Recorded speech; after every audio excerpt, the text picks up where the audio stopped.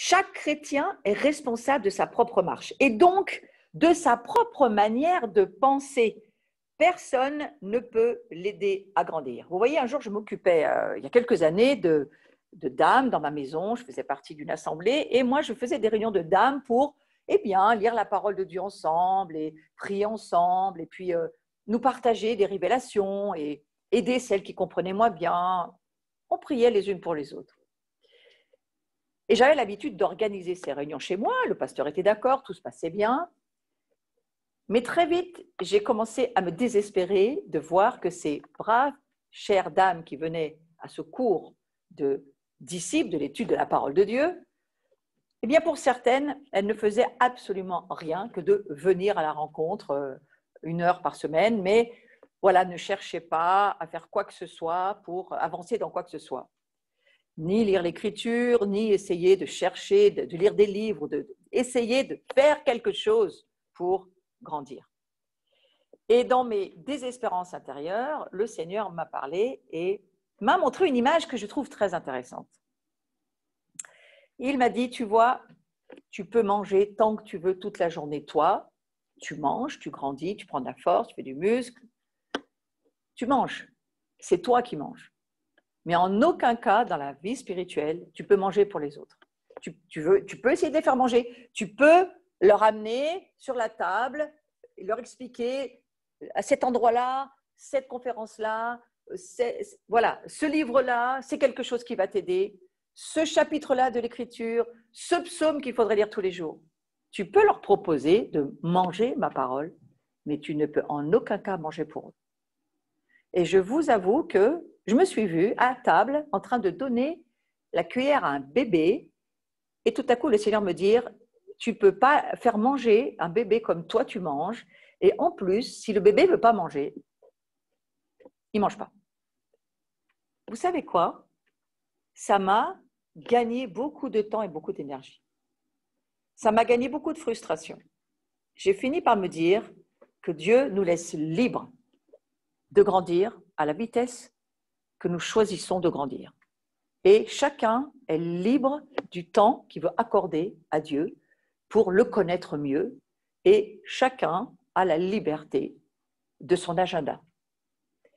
Alors cette saison, ou cette nouvelle saison, moi je la situe cette nouvelle saison depuis 2 ans déjà, mais nous marchons dans une nouvelle ère, un temps qui ne sera jamais comme avant c'était. Et on dit ça surtout depuis le début de cette année avec cette pandémie mondiale qui se répand partout, qui aujourd'hui mute et prend diverses autres directions pour vraiment attaquer les personnes au niveau de la maladie.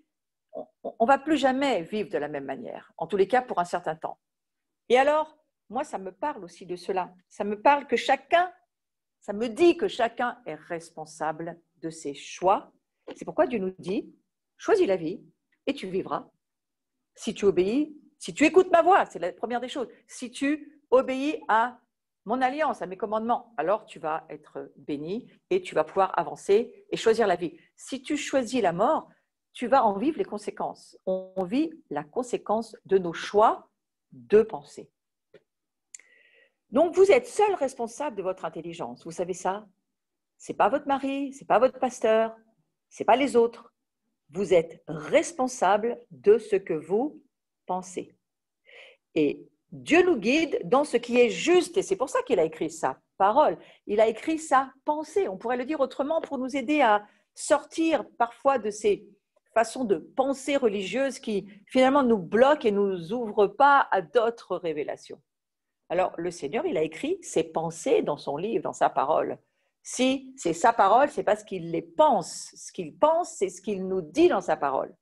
Et la pensée de Dieu, c'est forcément une révélation. Ça doit devenir une révélation. C'est une révélation parce que nous, nos pensées humaines ne sont pas des révélations. Ce sont des pensées humaines et qui sont tout à fait contraires aux pensées spirituelles. Donc, quelque part, l'homme charnel, il ne peut pas penser des pensées spirituelles, il n'a pas cette capacité. Celui qui a la capacité de penser des pensées spirituelles, il est forcément né à nouveau et il est forcément enseigné par le Saint-Esprit qui, lui, aide nos pensées à être spirituelles. Nos pensées sont spirituelles quand elles viennent de Dieu. Donc Dieu nous guide, il nous offre l'esprit et le fruit de l'esprit dont le plus haut niveau s'appelle la maîtrise de soi, Galates 5, 22, et bien sûr la liberté de choisir ce que nous pensons. Une grande partie de nos mécanismes de pensée découlent de la manière dont nous avons été élevés, de l'influence de notre environnement, des forces du mal en action dans le monde d'aujourd'hui. Mais ce qui va nous libérer, eh bien, c'est la connaissance de la vérité. C'est l'expérience, l'expérimentation de cet âge nouveau dans lequel nous entrons lorsque nous naissons à nouveau et dans cette nouvelle façon de penser que nous offre la parole de Dieu. On pourrait dire que la parole de Dieu, c'est la façon de penser du monde nouveau, mais d'un monde qui a toujours existé, mais qui est nouveau par rapport à l'ancien monde dont nous venons, qui est un monde fait de chair, de matériel, de choses. Tout va passer, sauf la parole de Dieu, c'est-à-dire sauf les pensées de Dieu. Les pensées de Dieu ne passeront jamais, elles sont éternelles. C'est elles qui établissent en nous l'être spirituel que nous sommes. Donc j'irais jusqu'à dire, pensez à vos pensées. Et surtout dans cette saison, c'est très important de l'entendre, prenez garde à ce que vous pensez. Prenez garde à ce que vous entendez. Je vais le dire autrement. Alors, on va aller dans ce verset de Marc, chapitre 4, verset 24, très important, qui nous aide à veiller sur nos pensées. Nous sommes des quêteurs, nous sommes des veilleurs, et peut-être vous n'auriez pas pensé, c'est justement le cours, vous n'auriez pas pensé à veiller sur vos pensées. Vous êtes les guetteurs de vos pensées. C'est pourquoi il faut réveiller le guetteur qui est en vous, et nous le prions dans ce cours, que nous puissions réveiller le guetteur afin qu'il veille, qu'il soit sentinelle, qu'il guette sur déjà ses propres pensées, afin de savoir si ce sont des pensées de Dieu ou pas. Donc, on va lire ce verset. Prenez garde à ce que vous entendez. La mesure, je vais rajouter la mesure de pensée, la mesure d'étude, ça c'est votre travail. La mesure de pensée, la mesure d'étude dont vous vous serez servi. Pourquoi faire? Ce n'est pas dans le verset écrit, mais écoutez ce que je vais vous dire. Dont vous vous serez servi pour la vérité que vous entendez. Alors, vous savez, aujourd'hui, c'est vraiment de ça dont il s'agit. Vous ouvrez les réseaux sur Facebook, toutes les vidéos que vous pouvez entendre, tout ce qu'on vous raconte sur tout, que ce soit les nations, la pandémie, là où on en est, l'économie, tout ce qu'on entend, vous vous imaginez. Alors, nous, il faut nous servir pour la vérité que nous entendons.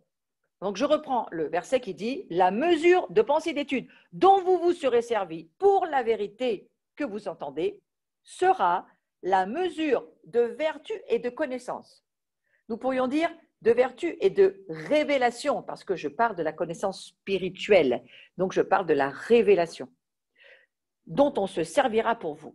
Et l'on y ajoutera en plus à vous qui écoutez. Donc, ça nous ramène à ce passage de l'Ancien Testament qui dit « Si vous écoutez ma voix, si vous gardez mon alliance, je serai votre Dieu et toutes les bénédictions qui découlent de cela. Vous serez mon peuple, je serai votre Dieu. » C'est ce passage de l'Exode qui nous dit « Si vous écoutez, si vous entendez », eh bien là, Marc va jusqu'à dire la mesure de ce que vous écoutez, la mesure de ce que vous entendez, de la vérité. Mais c'est quoi la vérité? C'est qui? C'est une personne, la vérité. C'est Jésus. Mais c'est la vérité, la pensée de Dieu, la pensée de Christ, la pensée de l'Esprit Saint qui nous est révélée. Et cette pensée de Dieu révélée par le Saint-Esprit qui va nous faire expérimenter la vérité. La mesure dont on va se servir sera la mesure qui sera la nôtre. Et en plus, parce que nous écoutons, on y ajoutera.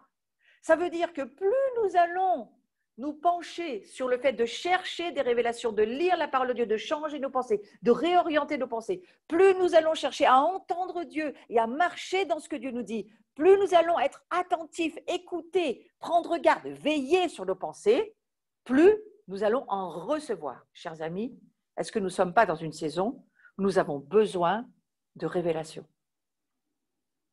Ce que j'entends dans le mouvement apostolique et prophétique actuel, c'est qu'il faut vraiment, vraiment entendre Dieu. Et que l'apôtre Jean, vous savez qu'on est à la fête des trompettes, Rosh Hashanah. La fête des trompettes, alors ce n'est pas vraiment le terme trompette dans l'écriture, mais la fête des chauffards, la fête du souffle de Dieu, la fête de la voix de Dieu qui va parler. Le chauffard, les Juifs messianiques nous disent que c'est la voix de Jésus. Donc vous comprenez que Jean, dans ses révélations, il reçoit de Dieu le fait de dire « monte » dans Apocalypse chapitre 4, au début du chapitre, « monte, monte » parce que tu vas voir, tu vas entendre. Et Jean entend une voix. Il entend une voix forte, mégaphone. Mégaphone, c'est le nom de l'année dans laquelle nous sommes. Hein, une voix forte qui parle dans le ciel et qui lui dit « monte et je te ferai voir ». Donc, il nous faut monter dans l'intimité, dans l'adoration pour que nous puissions recevoir les pensées de Dieu, recevoir les révélations, voir ce que Dieu veut nous montrer. Et à ceux qui souhaitent vivre cela, Dieu va rajouter encore d'autres mesures de révélation. Donc, pendant ce cours, il est une autre rencontre sur les ondes. Moi, je l'écouterai en replay parce que je fais mon cours aujourd'hui, mais je vous conseille d'aller écouter ce qui se dit on va dire, c'est une grande rencontre en ligne dans la famille Watchman for the Nations, auquel nous sommes rattachés. Et ce sont des veilleurs sur les nations qui écoutent, qui veillent. Eh bien, je crois que c'est la chose à faire cette saison.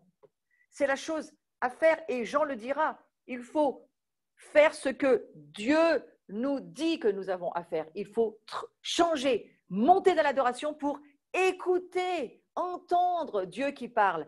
Et alors que nous sommes à la veille de cette fête des trompettes, cet avertissement de Jésus, le Christ qui veut parler, qui fait entendre sa voix, qui veut nous amener des révélations, nous faire voir de nouvelles choses, renouveler notre pensée pour que nous puissions entendre ce qui se passe et ce que Dieu veut nous dire.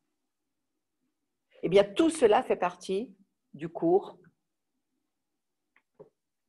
de l'importance de ce champ de bataille dans nos pensées. Il faut véritablement comprendre que notre pensée a besoin d'être renouvelée et que nous avons besoin de recevoir, donc d'aller les chercher, des révélations de Dieu, entendre la voix de Dieu. Prendre garde à ce que nous entendons. Prenez garde à ce que vous entendez, c'est ce que dira Marc, parce que Marc a bien compris ce que nous entendons, la mesure d'étude, la mesure dont nous nous servons pour entendre, et en plus à ceux qui vraiment écoutent et pratiquent ce qu'ils entendent, il est rajouté d'autres révélations. Donc plus nous passons de temps à penser à la parole de Dieu, à méditer la parole de Dieu, à la lire, à réfléchir, à écouter ce que Dieu nous dit au travers de ceux qui enseignent ou partagent la parole de Dieu, c'est-à-dire ceux qui amènent la pensée de Dieu, à la lire, à l'écouter, plus nous recevons de puissance et plus nous serons capables de la pratiquer et donc de recevoir encore d'autres révélations.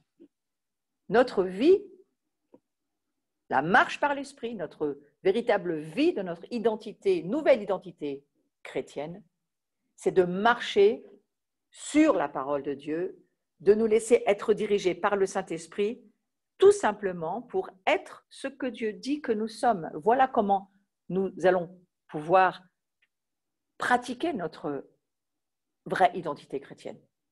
Marcher sur les révélations que Dieu nous accorde. Nous devons recevoir et encore voir de nouvelles révélations pour grandir dans le royaume de Dieu. Nous grandissons au travers des pensées de Dieu qui nous parlent. Et chaque fois que Dieu parle, les choses sont ébranlées, notre vie change, nous grandissons, nous prenons de la hauteur, de la largeur. Il y a une transformation en nous par l'Esprit Saint.